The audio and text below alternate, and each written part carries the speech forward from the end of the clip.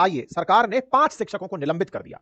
शिक्षा विभाग की तरफ से स्कूल के हेडमास्टर मीना गर्ग के साथ जावेद अहमद, रामविलास लववंशी, कन्हैया कुमार सुमन, बद्रीलाल लोधा इनको निलंबित कर दिया। वाह, ये इतने बड़े जिम्मेदार थे कि अगर ये होते तो ये सारे के सारे शिक्षक यो भगवान श्री कृष्ण ने जिस तरह गोवर्धन पर्वत उठाया था और जो ग्वाल बाल थे वो अपने साथ से डंडी लगाकर पर्वत को सहारा दे रहे थे, भगवान श्री कृष्ण की मदद कर रहे थे, संभवतया ये शिक्षक अगर रहे होते तो इस गिरती छत को रोक लिए होते। सरकार, क्या आप यही कहना चाहते हैं? क्या सरकार इन शिक्षकों की जिम्मेदारी है कि ये बिल्डिंग गिरे, या आप ये चाहते थे कि ये शिक्षक बच कैसे गए? इन्हें तो उस जगह होना चाहिए था। अगर शिक्षक क्लास में नहीं था तो यही आपके लिए कानून है कि शिक्षक क्लास में नहीं था तो निलंबित कर दिया जाए। बच्चों का बयान आया कि यहां पर शिक्षकों से गलती हुई। क्या गलती हुई माननीय?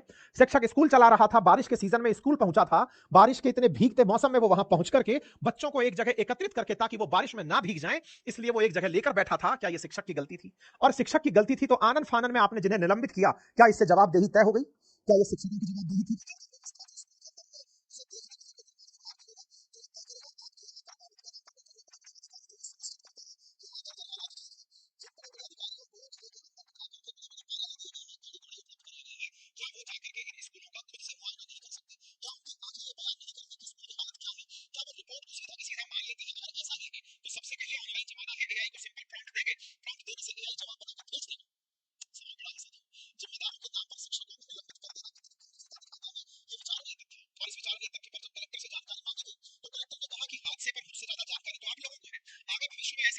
इसके लिए हम दृढ़ संकल्पित हैं। उन स्कूलों की छुट्टी हम कर दे रहे हैं जिनके जर्जर भवन थे, और हम आगे से हादसे ना हो इसलिए दोषियों के खिलाफ कार्रवाई करेंगे। आफ्टर ऑल दोषी कौन है ये तय कौन करेगा? क्योंकि घटना घटने के तुरंत बाद जेसीबी से पूरी बिल्डिंग पर जेसीबी चला दी गई, स्कूल पर जेसीबी चला दी गई। इस तरह का मामला न्यूज में प्रकाशित हुआ। जानकारी में 3 बड़े मुद्दे निकल कर आए, 3 बड़ी लापरवाहियां उजागर हुई। कहा गया कि पहले तो बच्चों के यहां पर कंकड़ गिर रहे थे, टीचर्स ने ध्यान नहीं दिया। मैं ये मानता हूं कि टीचर्स ने ध्यान नहीं दिया, बहुत बढ़िया, आपने उनको पनिशमेंट दिया, निलंबित कर दिया।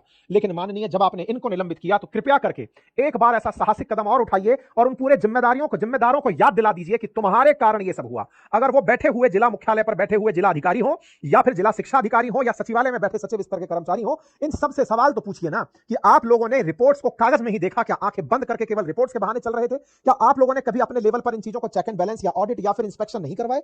आज स्कूल के अंदर जिस तरह की लापरवाहियां हुई हैं, कल को क्या ये और बड़े भीषण हादसे की तरफ नहीं लेकर जाएगी? ये सवाल है। कंकर गिरे, बच्चों ने बताया और टीचर्स ने उनके ऊपर कार्रवाई नहीं करी, बड़ी लापरवाही मानी गई। कहा गया 3 दिन पहले 10 दिन की छुट्टी कैंसिल कर दी गई थी। जर्जर भवन की सूची में स्कूल शामिल नहीं था। तो अगेन इस बात पर भी ऑडिट होना चाहिए कि राज्य के ऐसे कितने स्कूल हैं जो तस्वीरों में अखबार वाले निकाल निकाल कर दे रहे हैं, सरकार ने उन पर क्या एक्शन लिया? साथियों, ये बड़ा सवाल है।